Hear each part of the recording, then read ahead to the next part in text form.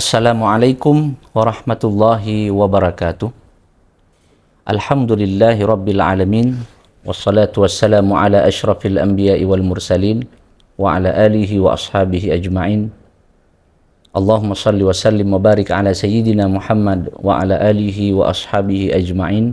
Amma ba'du. Rabbi shrah li sadri wa yassir li amri wahlul 'uqdatam min lisani yafqahu qawli.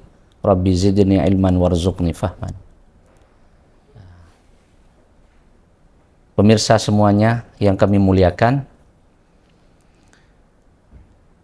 Nabi Nuh alaihi salam suatu ketika melihat seorang perempuan sedang menangis.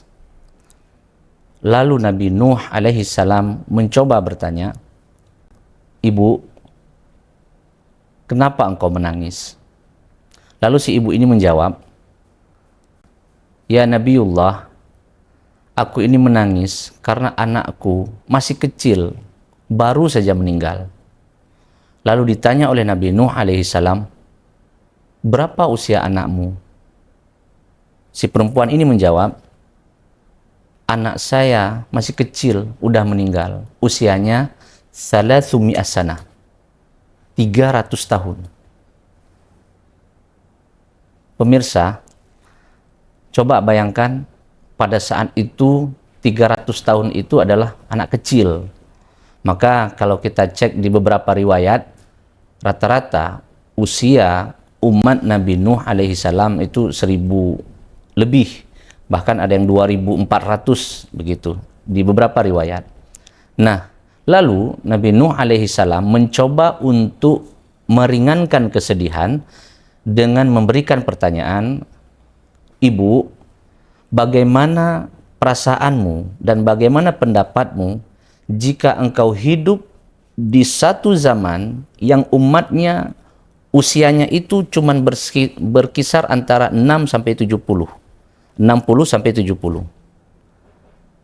Lalu si ibu ini bertanya, "Emang ada umat yang berusia 60-an tahun saja?" Iya ada. Maksud Nabi Nuh adalah umat Nabi Muhammad sallallahu alaihi wasallam. Lalu ditanya oleh Nabi Nuh alaihi salam, "Seandainya engkau hidup di masa umat yang usianya cuma 60-an tahun, maka apa yang engkau lakukan?" Si ibu ini menjawab, "Jika aku hidup di masa mereka yang usianya cuma 60-an tahun, sungguh 60 tahun itu akan aku jadikan hanya untuk sekali sujud.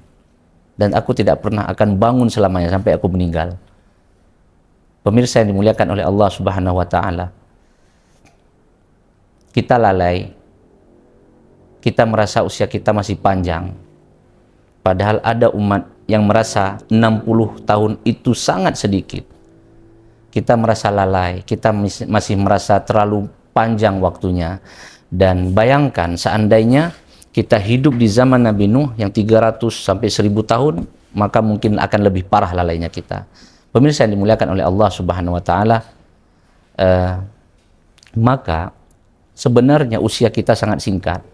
Lalu apa yang Allah berikan kepada kita yang umatnya ini, umat Nabi Muhammad yang umurnya itu singkat-singkat? Maka Allah berikan pahala yang lebih di amalan-amalan kecil. Dan kita harus pandai-pandai mencari sesuatu yang berpahala besar atau yang dapat memberikan syafaat kepada kita nanti di hari kiamat.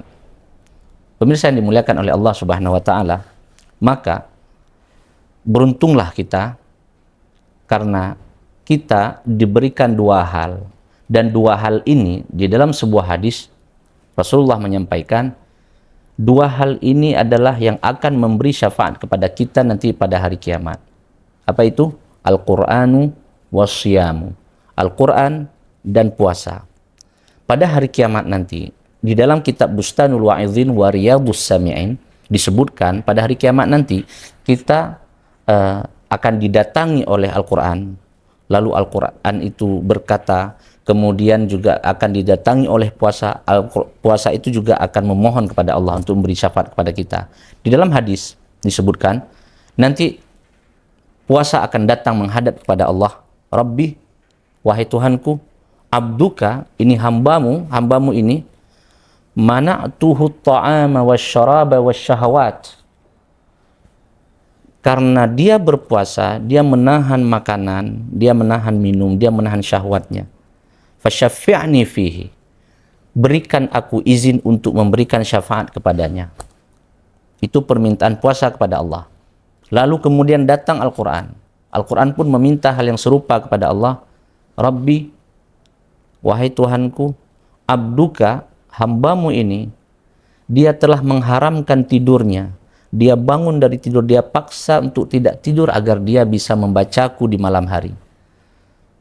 Maka hari ini izinkan aku untuk memberikan syafaat kepadanya. Begitu kata Al-Quran di hadapan Allah. Dan di akhir hadis itu disebutkan fayashfa'ani.